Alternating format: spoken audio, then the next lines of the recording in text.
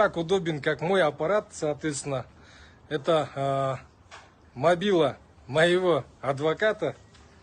И благодаря ему, его, соответственно, правильной позиции, я хочу сделать это обращение и, соответственно,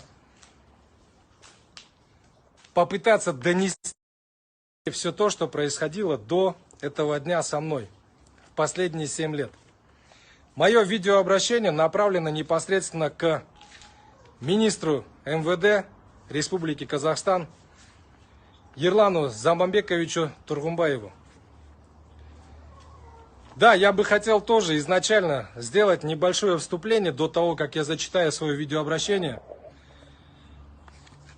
Оно тоже сделано не под давлением. Это четкое, твердое мое личное решение, в котором я, соответственно, хотел бы, чтобы все понимали, выражена моя мысль, мое субъективное видение, мнение.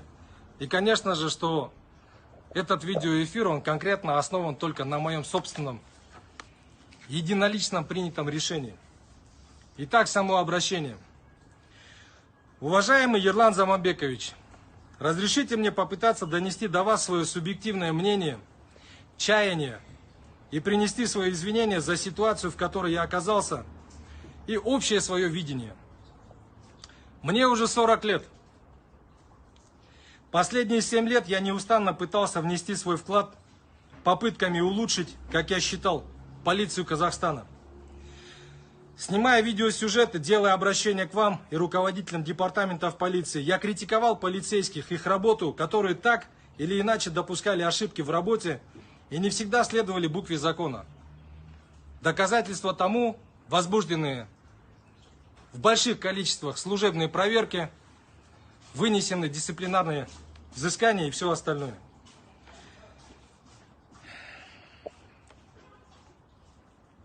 Демонстрируя мелкие, как я считал, административные и другие нарушения, я был уверен, что на примере этих сотрудников другие полицейские не будут повторять таких ошибок. А это, в свою очередь, улучшит работу ГАИ Казахстана в целом. Беря в пример полицейских Америки, их заработные платы, профессионализм, говоря, что они обученные парамедики, ходячие энциклопедии, спасатели, которые, даже стреляя в преступников, могут сохранять им жизнь до приезда профессиональной медицинской помощи. То есть спасать тех, кого они сами ранили. Сравнивая их с нашими полицейскими, мне всегда было обидно. Я говорил, казағымның қай жері кем? Чем хуже мои полицейские Казахстана? Они должны быть лучше. Задаваясь вопросом о заработной плате, я брал в пример депутатов Казахстана и говорил, что они ничем не рискуют и полностью обеспечены. Они получают в разы больше, в то время как полицейские, каждый день рискующие жизнями, круглосуточно охраняющие наш покой и борющиеся с преступностью, имеют очень низкий заработок. Я так сам считаю. Но меня не услышали. Меня не поняли. Не делая из меня союзника и даже не пытаясь, меня каждый раз приравнивали к преступнику, к какому-то асоциальному элементу преступной направленности, который должен сидеть в тюрьме. Все свои чаяния о полиции и желания о улучшении я на протяжении 7 лет пытался донести руководству полиции, и мне даже удалось сообщить о них господину Джакупову Рашиду.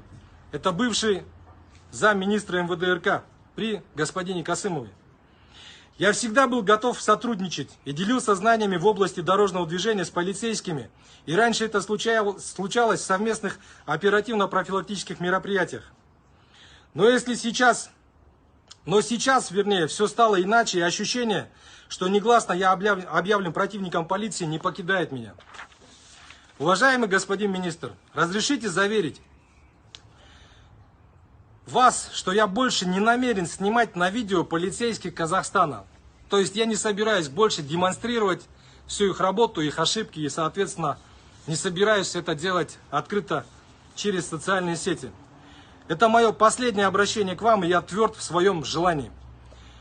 Хотел бы напомнить, что в 2017 году, выходя из зала суда, мне задавали вопрос: вы будете продолжать свою деятельность? И я тогда твердо говорил, что да, я не остановлюсь.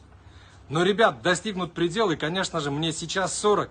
И 7 лет, я вам скажу, это немалый срок И я твердо знаю, что мне в принципе достаточно. Больше, чем я сделал, пытаясь улучшить полицию, сделать никому не удастся, и никто это не повторит. И я не знаю, найдется ли человек, который готов меня попрекнуть, что в свои 40 я уже действительно остановился. Я хотел, господин Тургумбаев, искренне принести свои извинения за критику в адрес МВД РК, свои субъективные желания и, соответственно, сюжеты. Обосновывая сказанное, могу отметить, что 7 лет – это очень немало. Но так как для самой структуры, как я считаю, я стал чужд, и меня стали воспринимать как проблему, то я вижу один выход – прекратить свои попытки улучшить или вносить свой вклад в улучшение моей казахстанской полиции и критиковать работу полицейских вообще.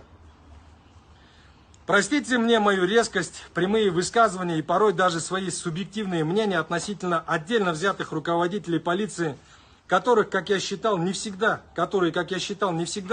эффективно вели свою работу. Я не всегда мог быть объективен, исходя из своего собственного мнения. Этим обращением я хотел сказать, что на самом деле пройден очень большой путь, и за последние 7 лет сделано очень немало. Да, где-то руководство МВД меня поддерживало, где-то они действительно шли против меня, считая, что я являюсь настоящей проблемой для МВД. Но в любом случае, независимо от той ситуации, в которой я оказался, я бы хотел конкретно дать понять, что все, предел достигнут, ребята, и я с этого поприща просто ухожу. У меня все.